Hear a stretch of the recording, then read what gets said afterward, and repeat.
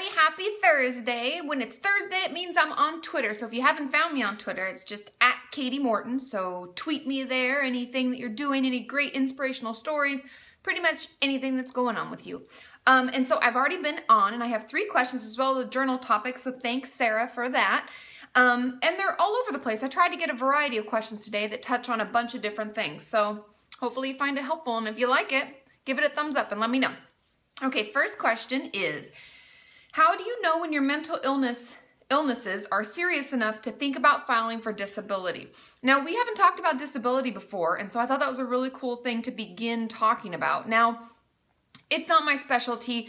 I don't fill out paperwork for my clients or work with people who are on disability necessarily, but many of my clients are already on disability when they come to see me. Now, when I worked in the inpatient, I did a lot more work with this, and we would talk about getting patients onto disability. And the main factor is that if your mental illnesses are making it impossible for you to get or keep a job, then you should file for disability, because that's the thing that ends up putting us kind of in jeopardy, right? If we're really struggling, let's say with depression, it's horribly, horribly hard to get out of bed, and we're late to work a lot, we miss days a lot, and we lose our job. We get fired because we're not consistent. We're not showing up when we're supposed to, because we mentally just can't. We just can't deal with it. So that's when you begin the process of filing for disability, because when we lose our jobs, then we may lose our home, and we may lose, you know, the ability to care for ourselves. And that's what disability is there for. When we are unable to care for ourselves financially, and we'll be pretty much out on the street, then disability is there to help us along the way so that we can get the support we need, you know, get the treatment that we need, and have the money to help us keep a roof over our head and, you know, pay for food and stuff like that. Okay? So if it's stopping you from keeping or getting a job or going to school or doing anything really, then I would start looking into it and get the paperwork. I think you can do a lot of it online, but there are also places you can look up in your area where you can go to a government facility and pick up paperwork and fill it out there, okay? And then they assess from there. Sometimes they'll ask you for letters from different clinicians or proof of income or any kind of number of things, so just be prepared for that. But once you have it, it's pretty much a check that comes every month, and I think you have to continue to prove it. I don't know if it's every year or every 6 months. For any of you out there who are on disability and know more details about it, because I only know the starting process of it. I don't know what my clients have to do in the meantime, like how often they have to apply for it or continue to prove that they need disability. So if you have any more information, let us know below, okay? And I'll look into this more. If you want more information about this, let me know below, and I can research some more and put out a Monday video about it, okay? Question number 2. Hey, Kati, I was wondering if it's common to binge after therapy sessions. I've been going regularly for over a year, and I find myself binging as soon as I get home almost every week.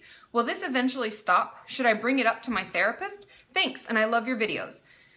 It is very common.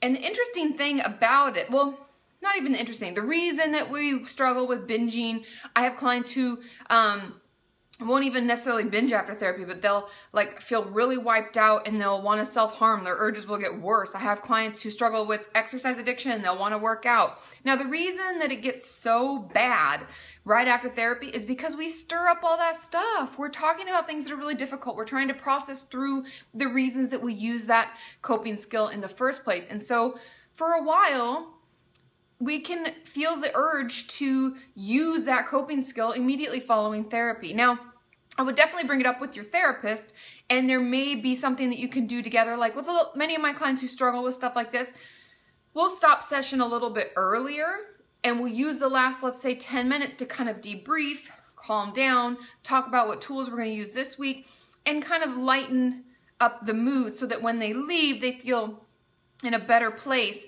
than if we, you know, talked about all the nitty gritty stuff until it's like, okay, sorry, our time is up. And that can feel really abrupt, and it can make us have, you know, all of the things that we're already stirring in our head haven't been calmed down. And so we're going to revert back to that old coping skill that we've used before to help us.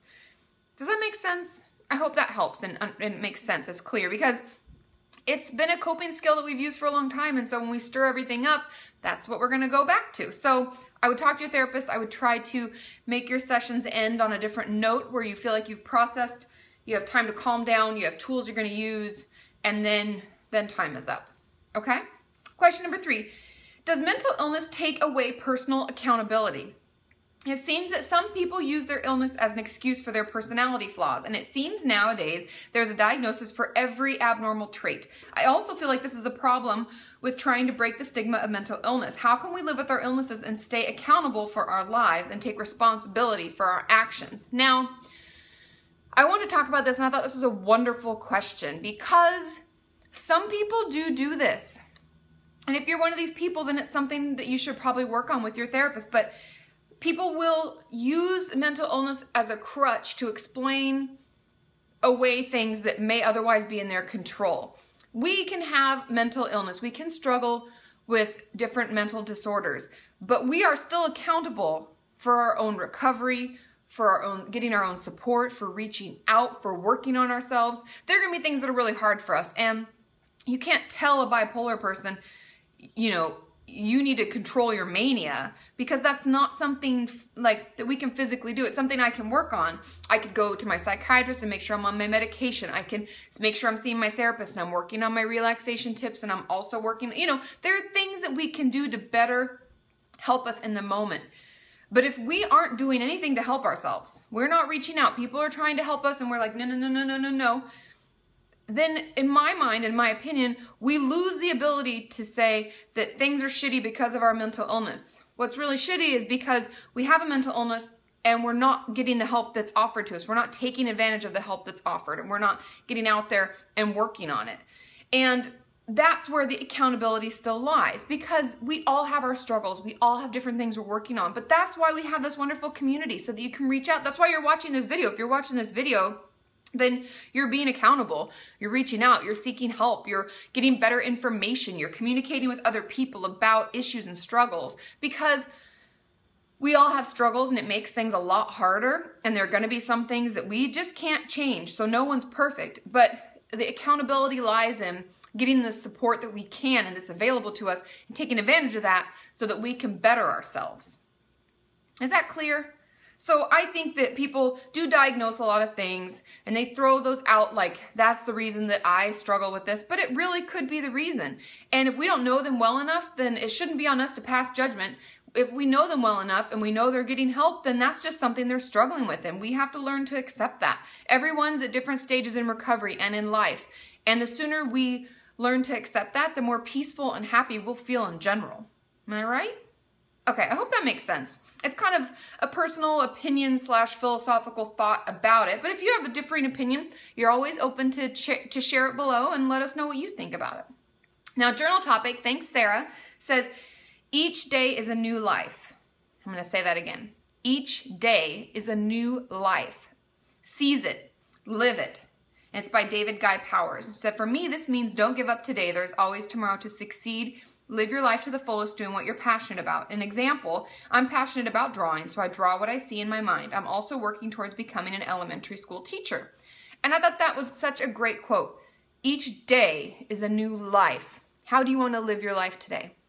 It's very powerful, and it also makes it more achievable because we're putting it in one day at a time, and it can help us stay focused on what we're working on now, not where we hope we get to. So yeah, I hope you like that. I love you all. I will see you tomorrow because it's Finally Friday, and I'll be on Facebook, so ask your questions there using the hashtag KatieFAQ. Bye!